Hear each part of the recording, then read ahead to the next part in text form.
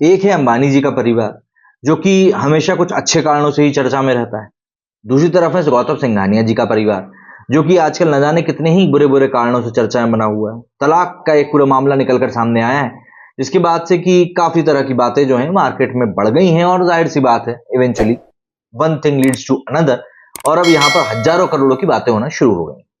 दरअसल मामला जो है वो कुछ यूं है कि रेमंड ग्रुप के चेयरमैन गौतम सिंघानिया इन दिनों सुर्खियों में। कुछ समय पहले जब इन्होंने अपने पिता को घर से निकाला तब भी ये सुर्खियों में रहे थे, लेकिन इस बार दिवाली पार्टी के बाद उन्होंने सोशल मीडिया पर तलाक का जो ऐलान किया था उसके बाद ही चर्चा में। दरअसल इसके बाद पारिवारिक विवाद सड़क पर आ गया था, और इसमें कई नए नए मोड़ आ रहे थे। 58 साल के अरबपति कारोबारी गौतम सिंघानिया और उनकी पत्नी नवाज मोदी के बीच जारी विवाद का असर रेमंड के बिजनेस पर ही पड़ा, और बीते 10 दिनों में ही कंपनी के मार्केट कैप में 1500 करोड़ रुपए की गिरावट देखने को मिली। गौतम सिंघानिया और नवाज मोदी के बीच तलाक को लेकर जो विवाद चल रहा है, अब इसका असर रेमंड ग्रुप के शेयरों पर भी पड़ने लगा है। कंपनी का शेयर गुरुवार को गिरावट के साथ 1667 रुपए के लेवल पर क्लोज हुआ। बीते 5 दिनों में ही इस शेयर में 8% गिरावट आ चुकी है। रेमंड लिमिटेड शेयर में जारी गिरावट के चलते कंपनी की मार्केट वैल्यू भी घटी है, और इसका मार्केट कैप करीब 1500 करोड़ रुपए कम होकर 11,009 करोड़ रुपए रह गया है। रेमंड चेयरमैन गौतम सिंघानिया ने बीते 13 नवंबर को अपनी पत्नी नवाज मोदी सिंघानिया से अलग होने का ऐलान किया था।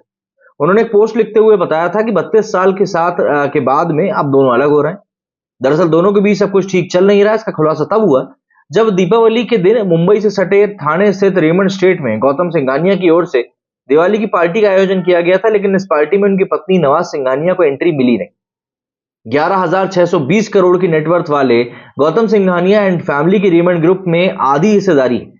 बिजनेस स्टैंडर्ड की रिपोर्ट के मुताबिक बीते 13 नवंबर से शुरू हुए विवाद और इससे पड़े शेयरों पर असर के चलते सिंघानिया फैमिली की हिस्सेदारी लगभग 12% ऑलरेडी कम कर चुके हैं।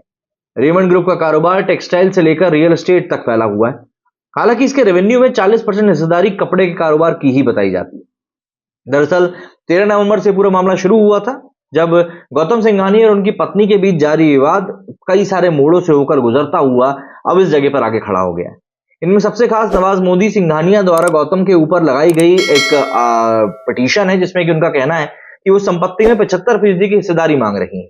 नवाज मोदी ने तलाक के एवज में गौतम सिंघानिया से अपने और अपनी 2 बेटियों के लिए संपत्ति का 75% हिस्सा मांगा था, और उसके एक दिन बाद ही उन्होंने सिंघानिया पर मारपीट करने का गंभीर आरोप भी लगा दिया। अब बड़े राजघरानों में बातें होती हैं, तब राजघराना तो नहीं, कौन सा घराना कहना चाहिए इसको, बिजनेस घराना कहना चाहिए। बिजनेस घरानों में जब इस तरह की लड़ाइयां होती हैं तब बातें हजारों करोड़ की होती हैं। और देखिए, जब ये बात आती है कि भाई कितना पैसा दिया जाएगा नहीं दिया जाएगा, ये भी कुछ ऐसे ही चलते हैं। जेफ बेजोस के साथ भी हम देख चुके हैं। मेरे स्टूडियो फिलहाल उतना ही। जय हिंद, जय भारत।